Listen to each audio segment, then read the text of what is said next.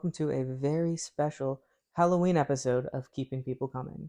As you may have noticed, there's been a considerable gap between the last episode and this, and that's because I realized I didn't really enjoy just forcing these episodes to come out, so I'm only going to be producing them, as well as other YouTube videos, when I feel inspired, and when an idea just comes to me that's interesting and fun and relevant, or when I find somebody who I really want to interview about their work. But today, I have brought back Mike, who you may recognize from when I got interviewed myself, to talk about something very Halloweeny, horror and horror movies specifically.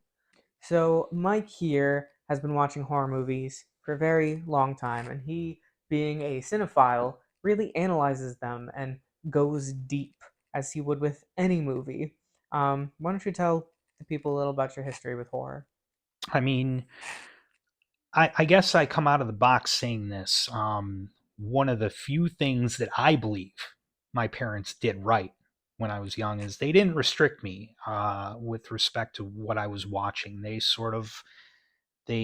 let me see what I wanted to see and experience it and deal with it. And if I watched something and it scared me, that was on me. And I really it really broadened my horizons as far as movie watching.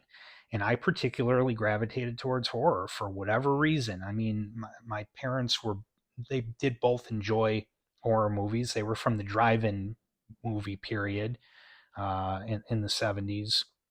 And so, for whatever reason, uh, probably largely because I always felt like an outsider, always neurodivergent from the beginning, and I there was something that I felt a kinship with. So I started watching horror movies 2, 3 years old, and it's What was your been first horror nonstop. movie? I couldn't even tell you. I couldn't even tell you. I certainly remember watching the original Poltergeist when that came on TV.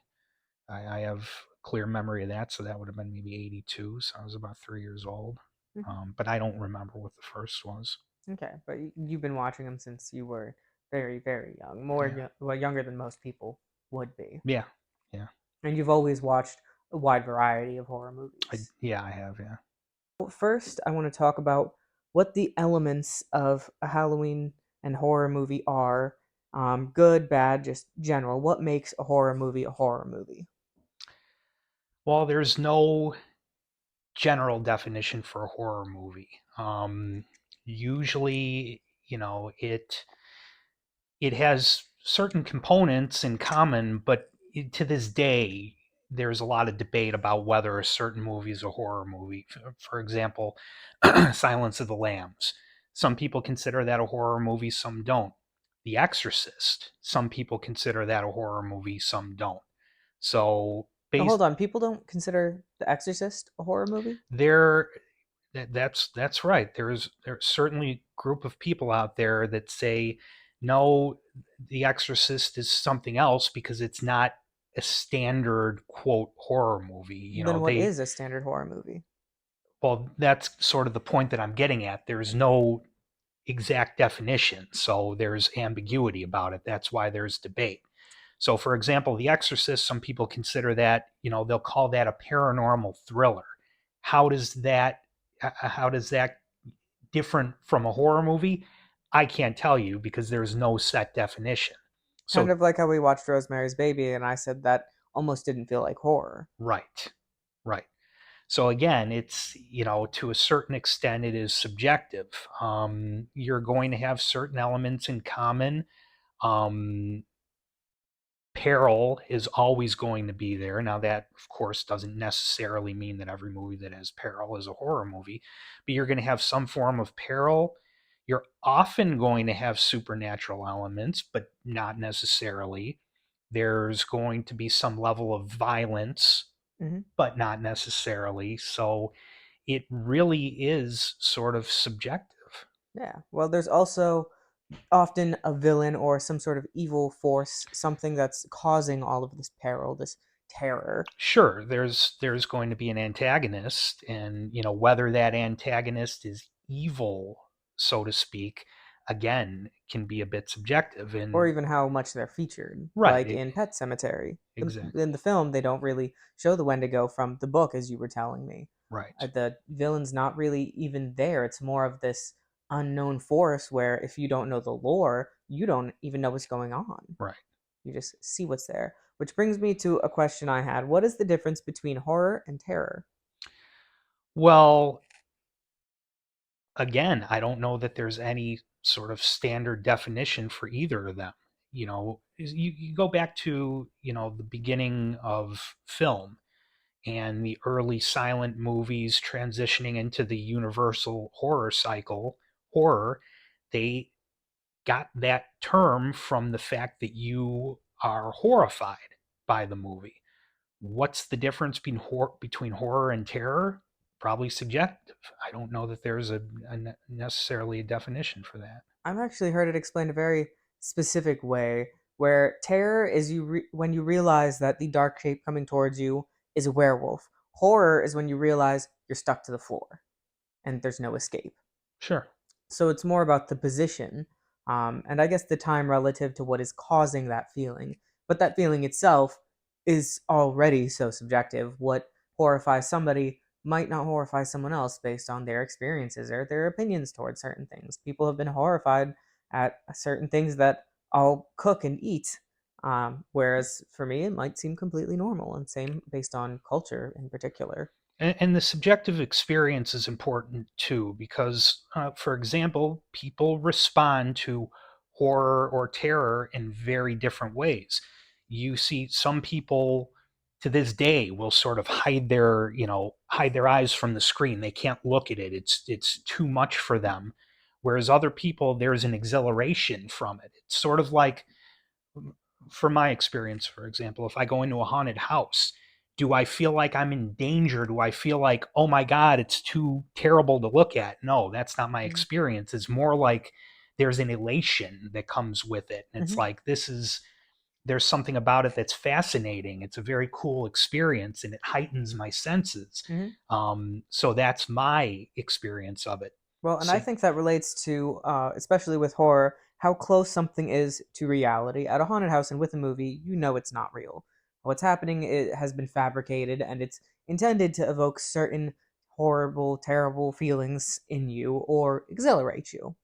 Um, but with some horror movies, they are very much based in realism, and others, like you mentioned, may be supernatural.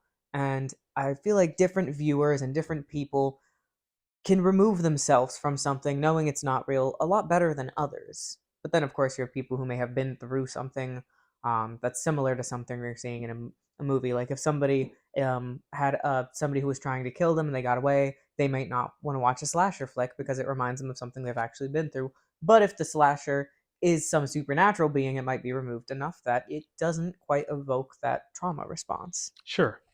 And then there's a factor of how realistically something is portrayed. So, for example, you can have certain horror movies that are just completely fanciful, and then you have others, and I'll bring up The Exorcist again, that are more grounded in reality. Now, The Exorcist has paranormal events, paranormal religious events, Hmm. and so that is very far removed from most people's day-to-day experience. And what Friedkin does in The Exorcist is, in his words, he invokes the documentary style. It's a very fly on the wall. You almost are feel like you're watching a documentary. It's very grounded, so that when the horrific elements come in, it's all the more jarring because there's the contrast. You're not floating around in space from the beginning. Hmm. It's not like in sci-fi. You're very grounded. And then when this horror hits, it hits a lot harder.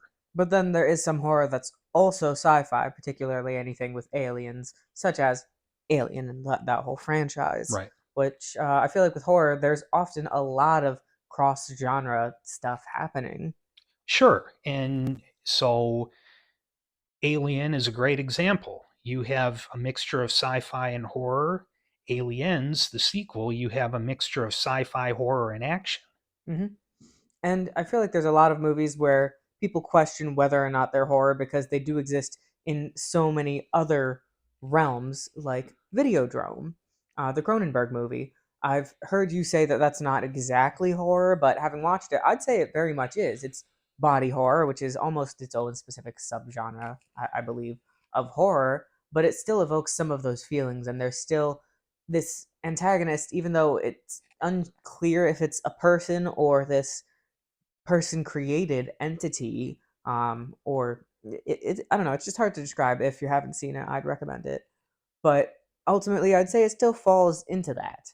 And with that being vaguely horror, what other genres would you say it could fall into? A video drum? Yeah. Well, there's sci-fi elements to that. Hmm. There's fantasy elements to it, dramatic elements to it. It's a There's a little bit of a psychological thriller too. Yeah, there's a lot going on in that one. Hmm.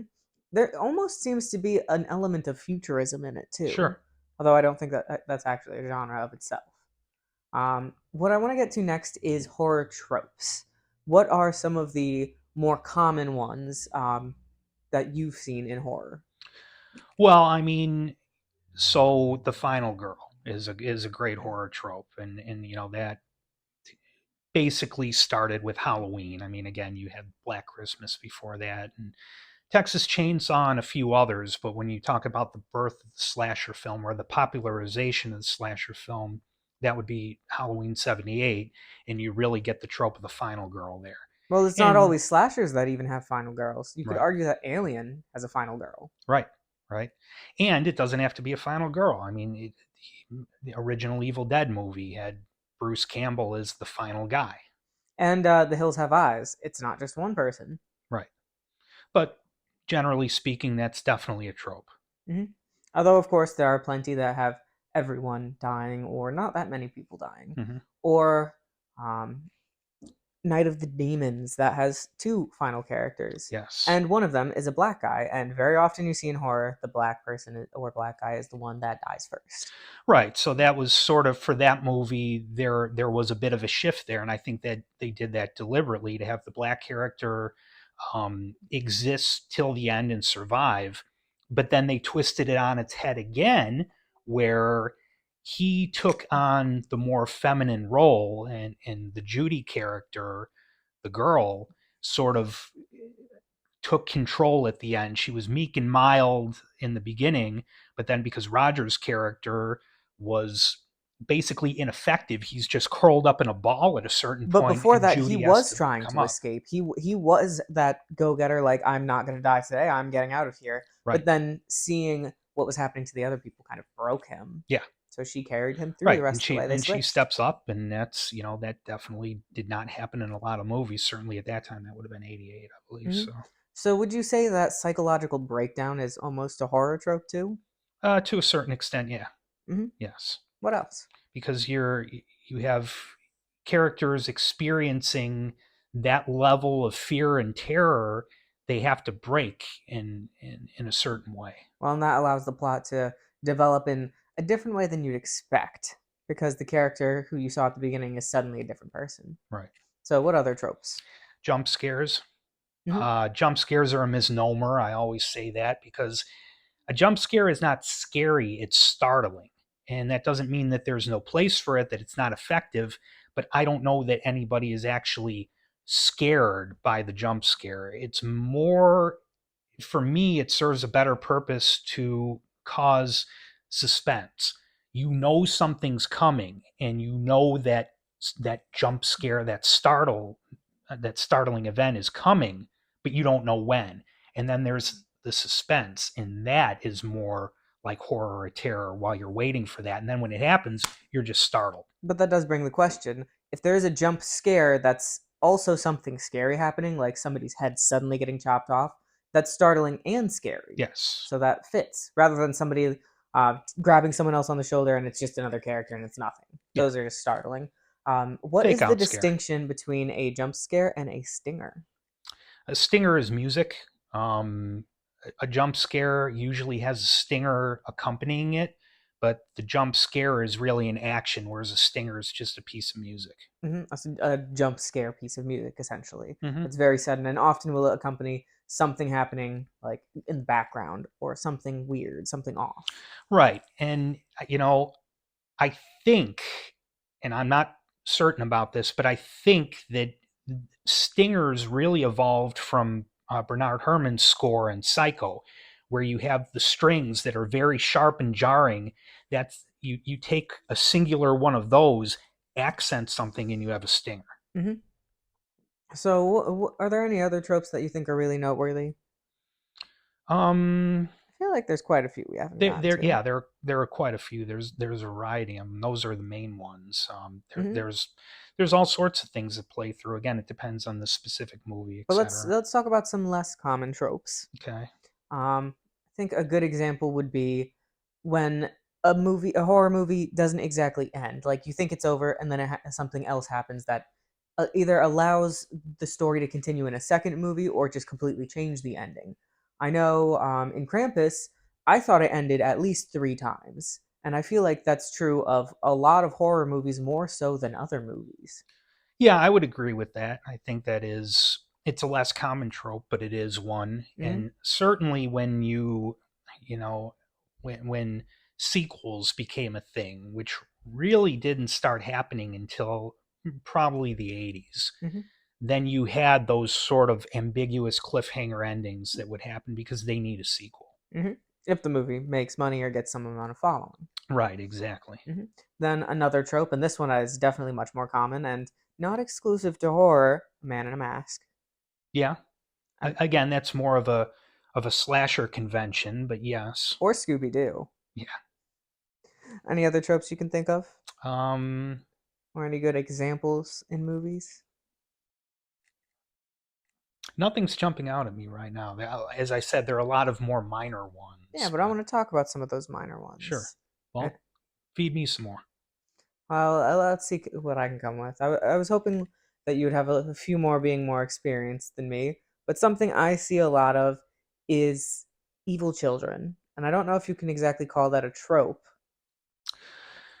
Yeah, I don't know if I would consider that a trope. I think that that was something that really began in the sort of late 60s, early 70s period. It was tied to a specific social phenomenon that was happening at the time, where you had the youth culture starting in the really start, the germ of it was in the 50s, but it really started to come out in the mid 60s, where you had children rebelling. And that was a big fear that society had at the time, that the children were rebelling. You had flower children, etc. Um, that was something that was very jarring to society. And so, what I think a lot of horror movie writers and directors did was they played off of that. So you had the evil child trope, the idea that your child is either being taken from you or manipulated by some outside force. Hmm. So you have Rosemary's Baby, you have The Exorcist, you have The Omen. They all sort of played off of that fear, and people responded to it, whether they Orphan. it's subtext, whether they realized it or not. It was touching a nerve with them, and it was very disturbing for people, particularly at the time. Less effective now because now everything is marketed to children because children have their own independent identities now compared to what they did at the time. So it's a little less effective now. I still enjoy it, but I think that's why you have the social certain movies were social phenomenon at the time, and people fainting at The Exorcist and all of the outrage and everything. It's because it was touching on something deeper. Hmm. And that actually brings me to the next trope I thought of. And this one is very much not exclusive to horror, but being brought back wrong, which is very evident in Pet Cemetery. Yeah, When Gage comes back, he is violent and murderous. And this you see in all sorts of different places. I don't know if I guess Buffy the Vampire Slayer would technically be a horror series of sorts, but she dies, and when she comes back, she just seems a bit different, and that's a much more subtle use of it. But I feel like that is almost a way to introduce a character as a new character, sure. and in horror it creates a whole separate problem, almost like a different evil a lot of the time. Yeah, and then I think probably the biggest example of coming back wrong, as you've put it, is Romero's Zombies. So yeah, Night of the Living Dead, 1968. That was the first type of movie. So you have to remember, before that movie, zombies weren't flesh eaters. They were. It was more akin to some. It was somebody who was put under a spell and enslaved that way. Hmm. So what you had with Romero was a sea change where now the dead are being resurrected, but they're not themselves anymore. They're flesh eating monsters. Hmm. Which in some horror movies, there's the question of, can I bring this person back? Can I change them? Can I? Been brought back wrong, but can I fix them somehow? Which there's one zombie movie. I can't remember the name of it right now, but it's from the perspective of one of the zombies, and he falls in love with a living girl, so he doesn't eat her, and that love makes him come back to life. Mm-hmm. And they find out that that's the cure to zombieism, Mm-hmm. which is a bit odd, interesting. I think kind of a subversion of it. It basically turns it into a zombie romance movie. Um, I almost got the name. Um, Is but that Warm Bodies? Is that Warm Bodies. okay? That's Yeah, what it was. I haven't seen it, but I know of it. It's pretty good for a zombie romance movie. I'm a fan of it. So then some other tropes, corruption of the hero, or corruption of, I guess you could say, one of the heroes, often in action movies and superhero movies. But I feel like in horror, that does occasionally happen. I can't think of a great example off the top of my head, but one of the people who originally is opposing this evil force joins it and becomes some level of villain. I mean, kind of like in Star Wars, Anakin becoming Darth Vader. Mm-hmm. Star Wars spoiler alert, but I feel like everyone knows that at this point. Can you think of any horror movies that have that happening? Where the hero is changed. Or some member of the hero's party. Well, I mean, you certainly have that in various zombie movies. You Hmm. know, is that's a good example when when the main character is changed. But probably, I'd say the best example of that is going to be a werewolf movie because you have your typically, and again, this it gets complicated over time, but you go back to the basics of the werewolf movie mythology really starts with the Wolfman in 1941. Now you had Werewolf of London in 35 before that, but that one didn't get the traction that Wolfman 41 did. That really created the lore, and you have your protagonist who is torn. He's stricken. He's cursed. So he's your hero. He's the one you're rooting for, but he has this curse, and he's changed and transformed.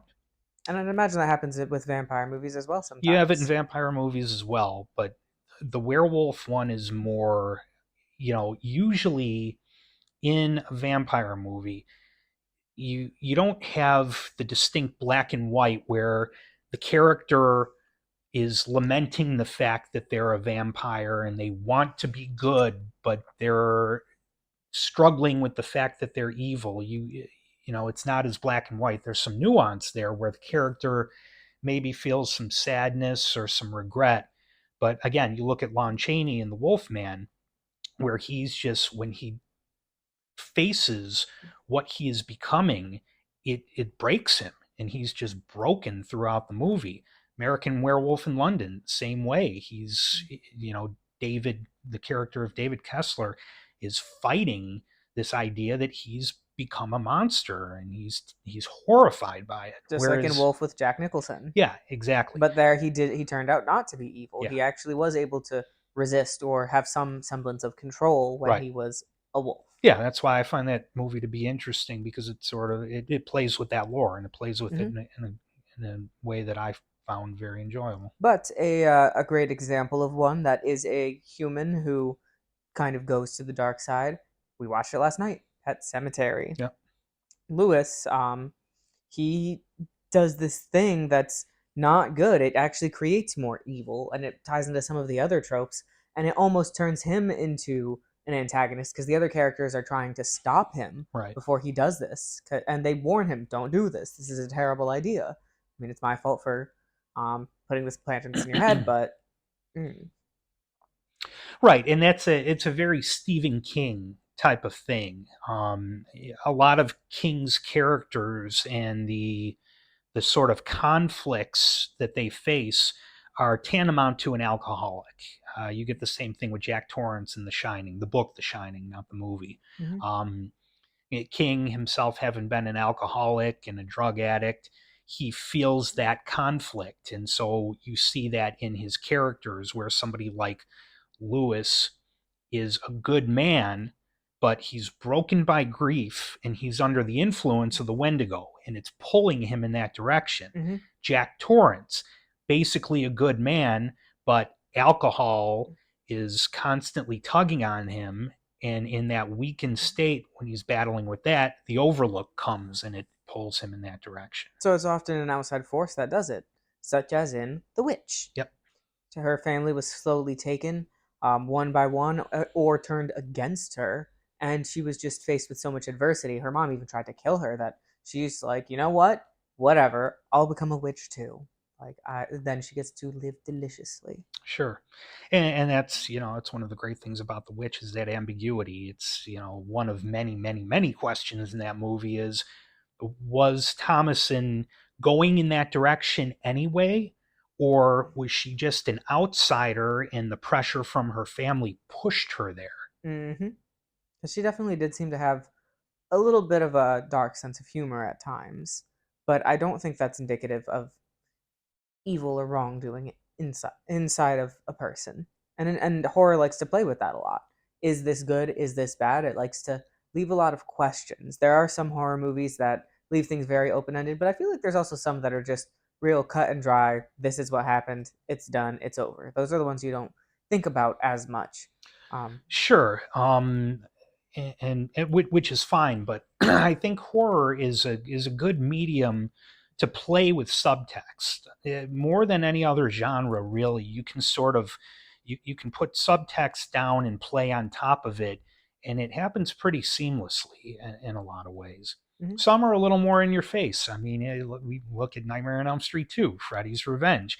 The gay subtext in that is way more than just subtext. It's pretty well in your face, but at the same time, it serves the story. It really does in that one, mhm, and um, that's why, again, you can, because horror is so fluid, you can put a lot in there and still make it work. mhm, Whereas something like a comedy or certain dramas, it has to be real specific. If you go too far afield, it's just not going to work. And in horror, you have a lot more latitude to do that, oh yeah. and that's from the beginning. I mean, that's from uh, Shelley's Frankenstein. All the way back there. Deep literary themes. I won't dissect it right now because I can talk about that one for 2 hours Well, we'll straight. touch on But the history of horror later. yeah, but point is, deep psychological themes, literary themes, and played out through sci-fi horror, and it Mhm. works. I'm glad you mentioned A Nightmare on Elm Street 2 because I wanted to talk about, and I don't know if this is technically a trope, but queer allegories Hmm. that often exist in horror because a lot of the people who make horror movies are queer or just for some reason or another on the fringe of society, be it some mental condition, be it their sexual or gender identity, and that's a way for them to express it. I definitely have seen some vampire movies that seem like an allegory for being gay, and I've heard some people talk about how some werewolf movies are an allegory for being trans or The Matrix, but that's not exactly horror. Um, how do you feel about that subject? I think that it really is rooted in the idea of the outsider. That is much more of a trope in horror, I think, Mm-hmm. and that sort of serves the narrative for queer authors to sort of express themselves through, because you have, and again, we can say we go back to the Universal films, these monsters, Frankenstein in particular, they are outsiders and they have this sympathetic side to them. And I think a lot of queer people feel a kinship to that. Mm-hmm. And And as a matter of fact, James Whale he was openly gay in Hollywood at a time where that was a real problem. Hmm. And you can see that play out through that character of Frankenstein's monster. So there's the queer allegories, but I'm glad you said outsider because I also mentioned things about a mental condition. Queer just means weird, of course, and anything that's weird is going to be on the outside of society. And somebody with autism also is going to be on the outside of society. So I feel like that's often another one of those allegories you may get. And that may just be because of that outsider feeling that those with autism or severe OCD or schizophrenia feel that kinship with these characters and creatures that are othered and have Sure. this misunderstood side to them. Right. And they may get to feel that catharsis of seeing that character or creature react back towards those people that have othered them because they don't get that. It's an outlet of Yeah. sorts. Yeah. Absolutely. Yeah. So I want to get real quick before we talk about the history of horror into what makes a good horror movie. So we've talked about some of the tropes and maybe some of the elements, but what can you do with these things to make it a good movie? I mean, so horror movies are so varied that there are many levels that you can play on to make something a good horror movie. So let's talk about something like The Exorcist. That's my favorite, not only my favorite horror movie, but my favorite movie of all time. Hmm. That one is good for the reasons I alluded to before. It's grounded in reality. It has all of these social themes that were affecting the audience. It's just very well done from top to bottom, and it's very effective. Now, that being said, you don't have to, it takes itself very seriously, and it's great because of it. But that being said, you don't need to do that to make a horror movie good. You took a look at something like Evil Dead 2. It's it's a very fun roller coaster ride mess. It is a send up of the genre, a send up of the original movie, a send up of itself, and it's fun and it works. So, two very different types of movies right there, and both of them work as horror movies. So, it is very difficult to say what's going to make a movie work. For me, I tend to judge things more by like what didn't work for me in a particular movie, what was off putting to me. Or what could have been better? Right, because there's such a broad palette when it comes to horror, and honestly, up until the past 10 years, I would have said it's pretty hard to screw a horror movie up. Um, and it's a longer discussion as to the issues I have with more modern horror Hmm. movies. But like I said, even throughout the '80s, tons and tons of horror movies, and even the '70s, they were fodder for you know drive-in B movies, and most of them were fun. There were a lot of them that were just simply not good, but the majority of them were watchable. Well, for horror movies, some of them are the type where you watch it, you enjoy it, and that's it. But I think the best horror movies are ones that leave a lasting impression, which get me to I guess I'd say four things that I say make a good horror movie. And the first is that it's thought provoking. It does leave an impression. The first horror movie I saw was the original It miniseries cut together as a movie when I was 7, and I was scared to go into the bathroom for a few months after that, and it really stuck with me. So even in my child mind, which may have been why it was so thought provoking, it gave me a love of the genre ultimately, and it set the bar for horror movies and any scary movies for me. But I also feel that a good horror movie subverts your expectations in some way. Either it's so novel because of its age that it introduced a trope, or it takes tropes and turns them on their head. It takes the typical plot line and completely screws it around and does something interesting that also still has an impact. Next, I think the effects need to be good quality because if you have a horror movie with bad effects, it it tends not to be as good. Sometimes I feel like bad effects can be almost what's the right word? Nostalgic, but there's old movies with great effects, and if they're too bad, it just completely ruins it. Then finally, some relatability in the characters or the story. If everything is so far removed from reality. These people don't feel real. People don't talk like this. They don't react like this. They wouldn't be in this situation, period. Or there's no depth to them. There's not really anything there for you. And I don't think every good horror movie has to hit all four of those necessarily on the head, but the best ones really do touch on them. What do you think? Yeah, I'd agree with that. And to a certain extent. So we go to effects, some you're correct in a certain context, particularly if you have a movie that is taking itself very seriously and just has horribly laughable gore effects, that can take you right out of the movie. But at the same time, if the movie is sort of tongue in cheek, or if it's like I was saying earlier with Evil Dead 2, sort of a send up of the genre or whatever, some cheesy effects can just be fun. Hmm. They Or can effects be. that aren't realistic can give a certain feeling, like in the French horror movie Inside, Hmm. where bodies don't work like that. Like if you stab someone in some of those places, they wouldn't spurt blood like that, but it's effective. Yeah, It's meant to be gory, it's meant to be jarring, and it's unrealistic, but the effects themselves are good quality, but unrealistic. sure. And it's like, we go take a look at Jaws, for example, and this is not exactly on the head with what you're saying, but it's the idea that, so we all know the ending Jaws. Shark has scuba tank in his mouth. Scheider shoots it. Shark explodes. Right? It's not realistic. That's not what would happen with a scuba tank, and they knew it at the time. And I think Peter Benchley, the author of the story, is he said to Spielberg, like, this is just completely ridiculous. Nobody's going to buy this.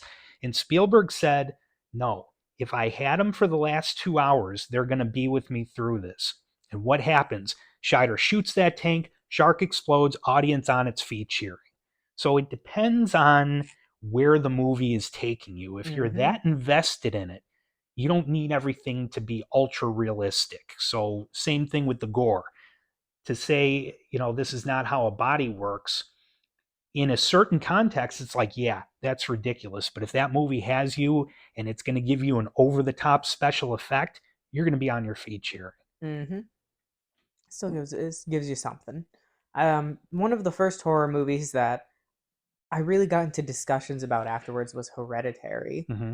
And that one, it has a lot of depth to the characters. It's got a lot of subversion of expectations, I think. It's Yeah. got some interesting things. The effects are good, and overall, it merited a lot of discussion. It stuck with me for a while. I also did watch it with a bunch of psych grad students, so I feel like that influenced it a little bit. Yeah. But that really opened me up to discussing them, and that's kind of what got me to realize this about horror movies. But now I want to go back through history to the origins of horror. There's some, well, not some, there's a lot of debate and a lot of gray areas around what started each genre, what the first things of horror Yeah. were. But I'm sure there, before history was ever recorded, people would tell scary stories around fires. Absolutely. They would say things to get the children to behave. Yeah, there's that, and they were warnings, and like anything else, you get that little adrenaline burst when you're scared, and it's enjoyable. It's sort of like rides that line between pleasure and pain, and Like the endorphins you get from exercising. yeah, and I think that we've been exercising that, like you said, from the beginnings around the campfire, just to, you know, yes, it makes us sort of uncomfortable but exhilarated at the same time. It's like a drug, it's painful, but we want more of it, But you know? sometimes it has a purpose, like stories about the Loch Ness Monster and the Sasquatch are in part to scare people away from these areas that could be dangerous. You could drown in the loch, you could get lost in a forest and die of starvation or exposure or anything like that. Or, The Wendigo, like you were mentioning earlier with Pet Cemetery, right? So that for in Native American lore was really a story that was meant to scare people away from cannibalism. And you know, and it's not like, oh, we have this fear that people are just going to run around eating each other. But even in time, it's a social taboo. So we're either going to do it or we're not going to do it. And when we've decided we're not going to do it, We don't want to make exceptions for, okay, times are lean right now and I don't have enough food. Maybe I'm going to start thinking about eating my neighbor. It was an absolute taboo. So they want to tell people there are going to be consequences if you do this. The no matter the Wendigo is going to come. circumstances. Right. So there you go. Well, also that gets me to something in horror movies, which kind of going forward, and we'll get back to history. A lot of movies have certain rules and a certain subversion of expectations. You can see in the '80s version of The Blob, a kid dies, Yeah. and that's an immediate subversion. I mean, Pet Cemetery, kid dies, Yeah. and even especially showing it, that brings you out of it. That kind of evokes that taboo that some of these stories were meant to create. Yes. And yeah, there are sort of unwritten rules that, specifically in the beginning. And this goes back to a more conservative time, we don't want to involve children in peril. And is today that's an issue that's going to give you an R rating when there are children in peril. Meanwhile, like I was 7 and watched It, which is entirely about children being violently, gruesomely murdered. Yeah. The book is, of course, much more gruesome, which gets me to books, the true origins of horror as we know it as a media.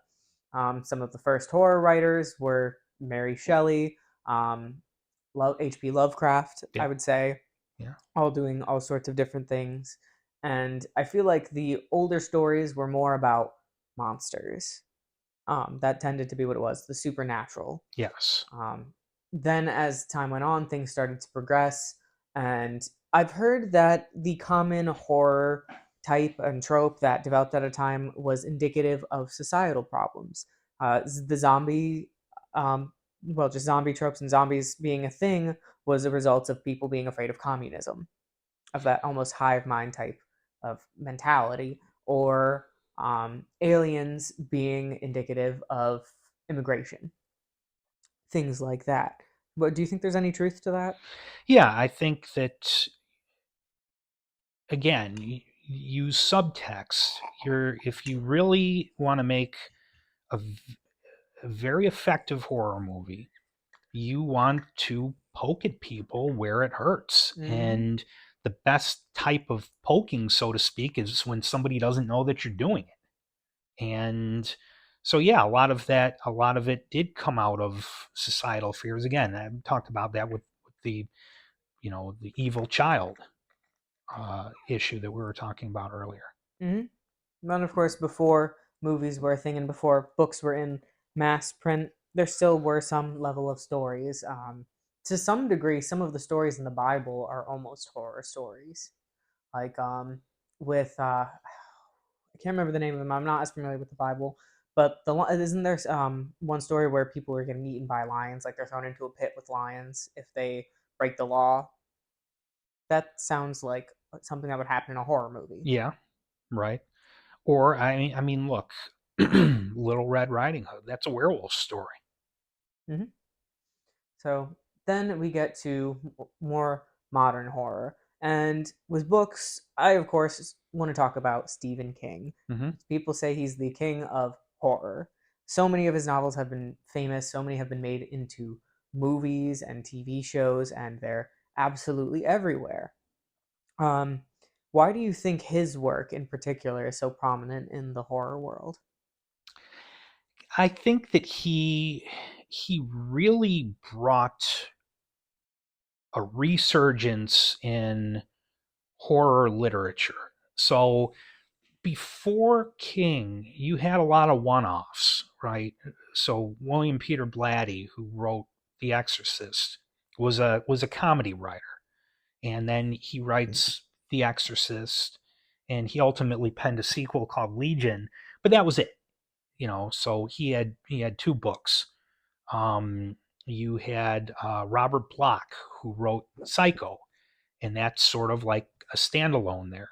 What King did was he did one after another, after another, after another, and he did them almost in a pulp literature type way. So it brought it into the public consciousness, and I think that's really what happened with him.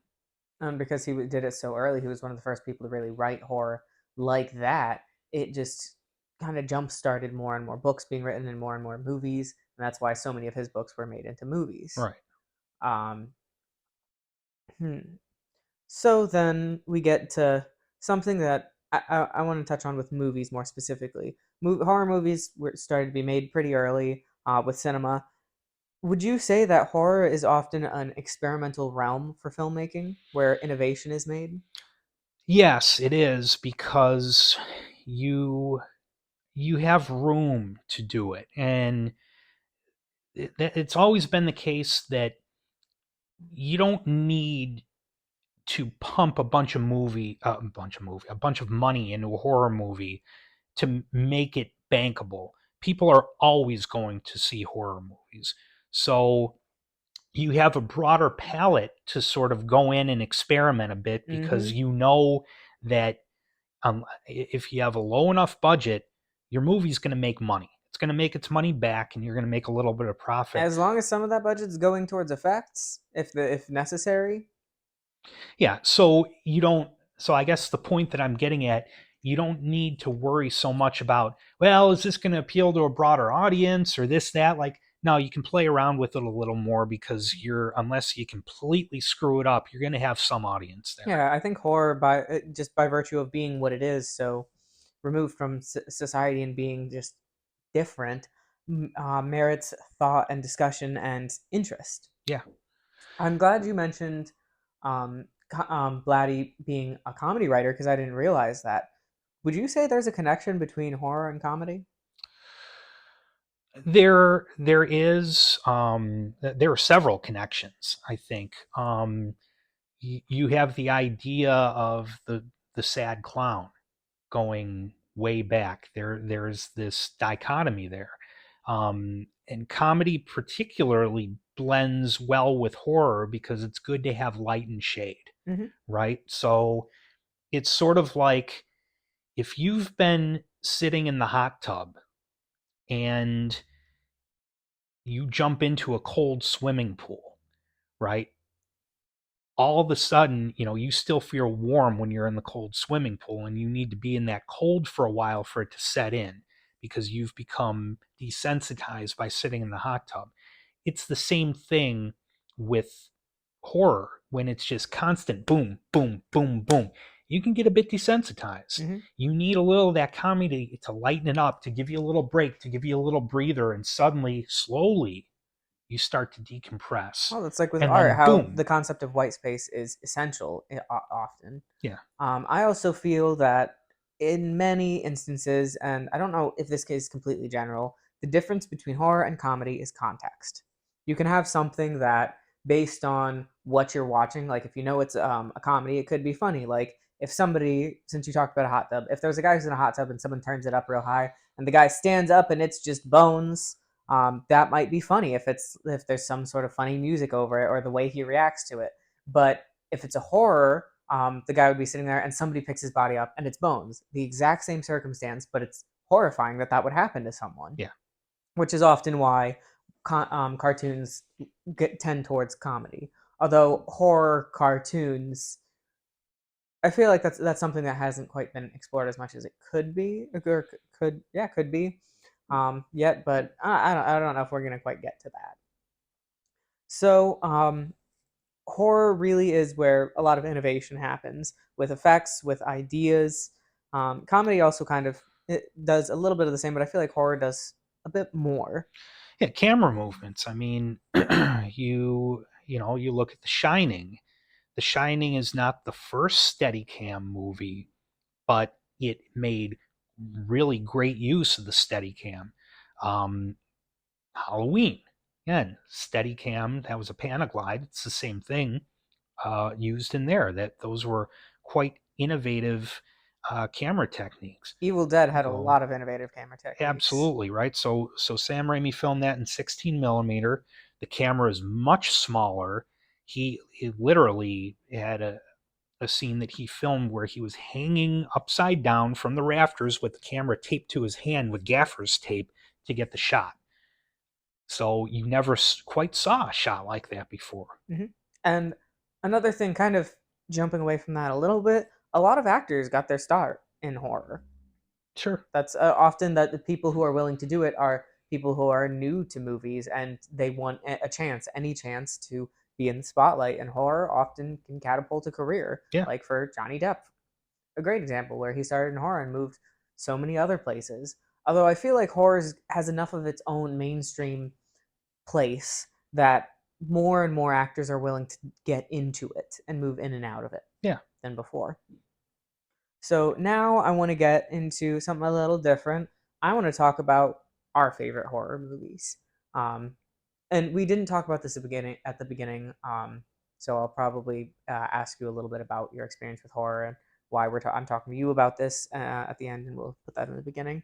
But what are some of your favorite horror movies and why? Well, again, I've mentioned this one several times, so I'll come back to it. The Exorcist is my favorite horror movie of all time, Hmm. and for me, it's because it has so much going on. Me being an English major, a literature major, I really do like themes played out in movies, and The Exorcist does it perfectly. And it's dealing with subject matter that in reality I I have complete disdain for, which is religion. And to me, it's all nonsense, and I think it's ridiculous. But The Exorcist melds it into the reality of the film so well that I'm able to suspend my disbelief and say, for the purposes of this movie, there is a God and there is a devil, and I believe it for 120 minutes. Hmm. So that's quite a feat for me to pull me in that direction. Well, I mean, it's also impressive that it put people in ambulances when it was first released. Well, yeah, Which I also have never told you this. My mom also saw it in theaters. yeah. She did not like it. it, So, it yeah, it had a heavy effect on a lot of people, that's for sure. well, I think she just said she thought it was silly. Hmm. Anyway, what are some other ones? I love Texas Chainsaw Massacre. I think that it really is a brilliant film. And again, that's more of the same with The Exorcist. It has that sense of documentary realism.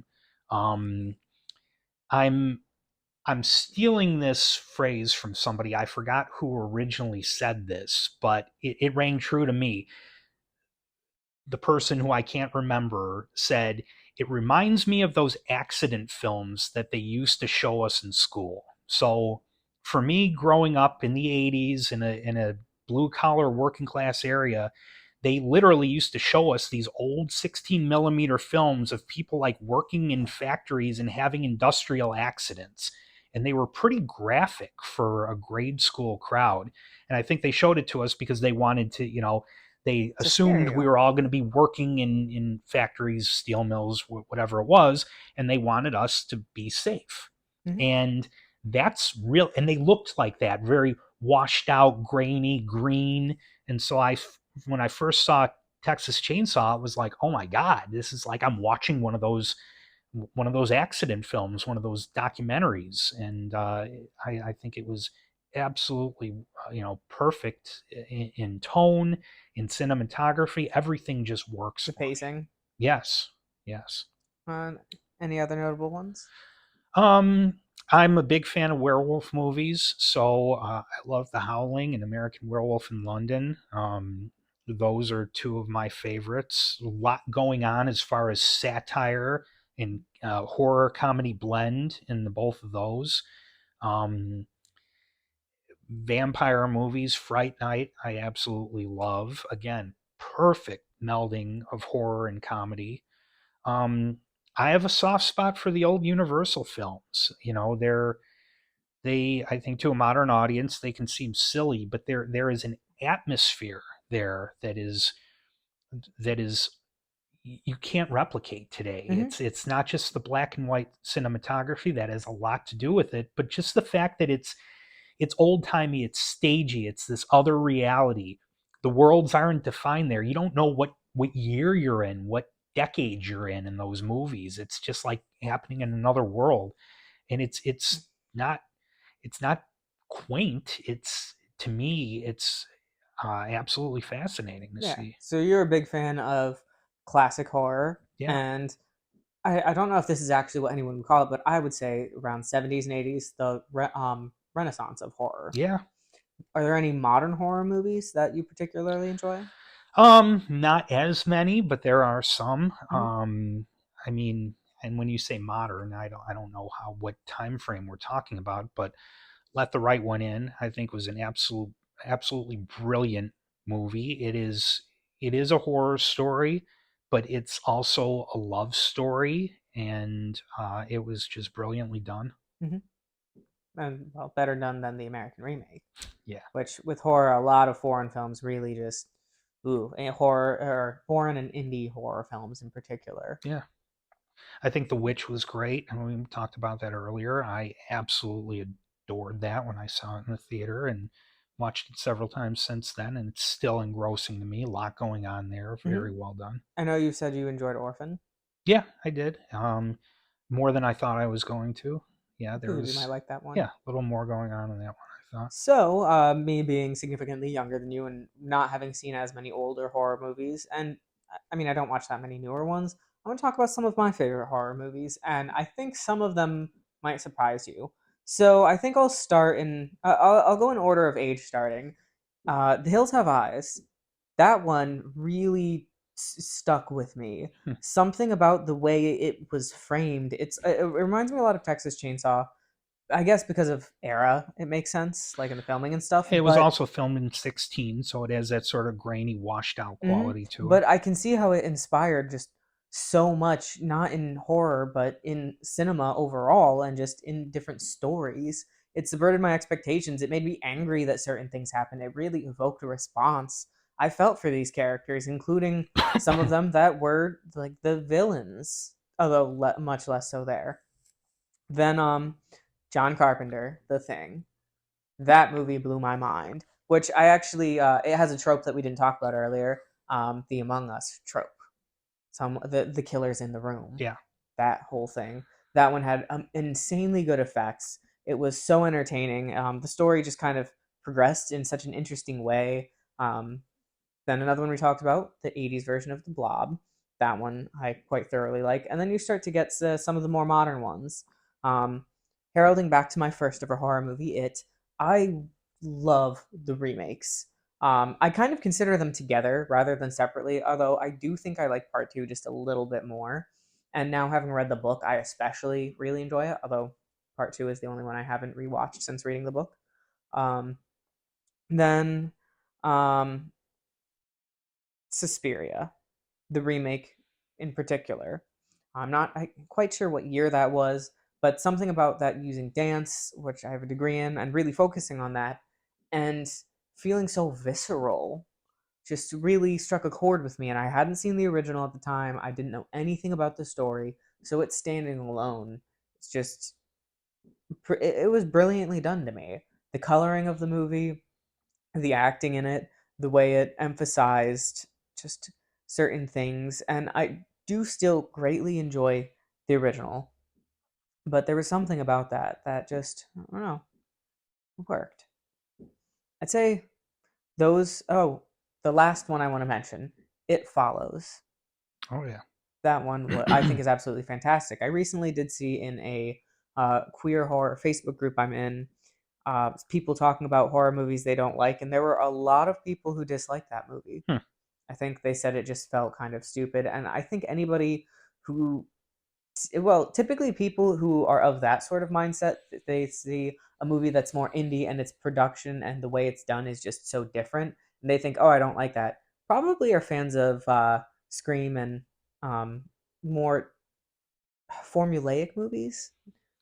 Yeah, I think that particularly today, these horror movies are being done by committee more.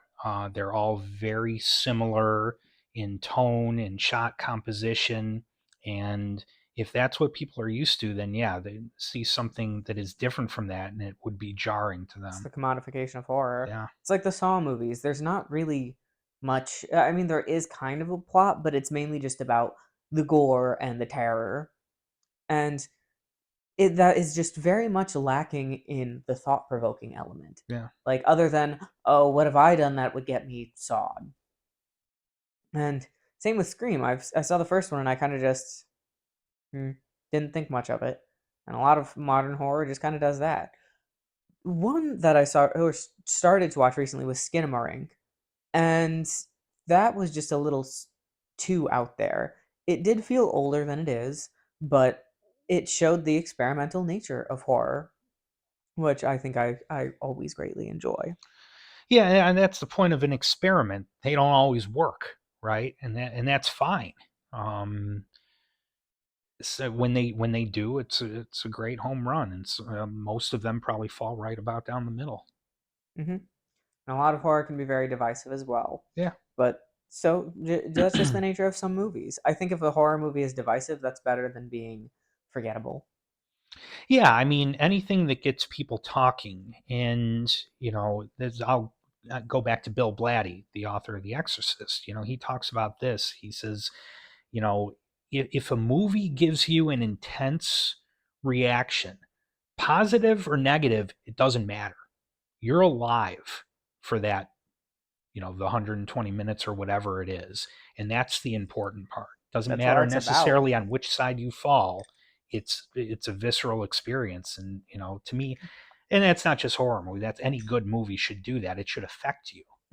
Well, and that's why horror often has so much more in it, I think. It has more emotion, it has more depth. It gets into the successes and the failings of humanity. It often does show more nudity than other movies I've noticed. And I mean, they're often already rated R or NC-17 and things like that. So might as well show some boobs or something. Well, yeah, and a horror movie doesn't apologize to you for what it is. It is manipulating you. That is its purpose. And so once we have that conceit out of the way, because people, you'll get people who criticize certain dramas for that they were emotionally manipulative, and that's a negative thing.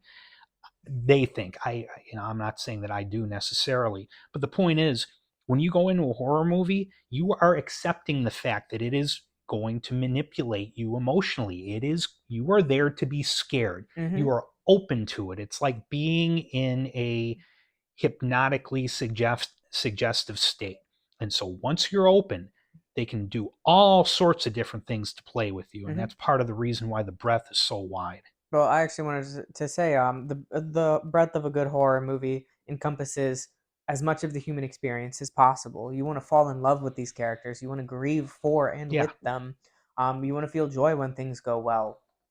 You want to be angry when there's injustice, and you want to see it fixed, but it may not be because that's how life is. And people who just don't want that, who want something a little more comforting, I guess I can understand that, but I like just a little more width in my cinema. Which I will say, as much as I'm not a fan of Marvel movies, they are quite emotionally manipulative, but I also think that they're just a little too played out for me. And horror movies only tend to have that when they start to become a very long, meandering franchise that is purely going for cash grabs. Yeah, cash grabs. So I think we're probably nearing the end of this. Is there anything else regarding horror and horror movies and the whole genre that you'd like to talk about? Um, again, and I've touched on it a bit before, but for me, I just really like the idea that horror movies are playing with your psyche. And that to me is a really fun, interesting experience. And so, a horror movie is really going to offer you're not sitting on the merry-go-round, right? You're on the giga coaster when it comes to a good horror movie. And I don't know that any other genre of movie can quite do as much to you. Okay, a drama can make you maybe a little apprehensive, or you have a tearjerker make you a little sad. But man, you run the gamut of emotions in a good horror movie. And that to me is a fun cinematic ride. Hmm. I'd say the same. Horror gives you what you bargained for and more. Mm, good ones, at least. So then, I'd like to say to any viewer who has stuck it out this whole time, thank you for watching. I hope you enjoy horror as much as we do, and feel free to tell me about your favorite horror movies and why you like it, what you agreed about us with, and what you disagreed. Do whatever. I really don't care. So, as always,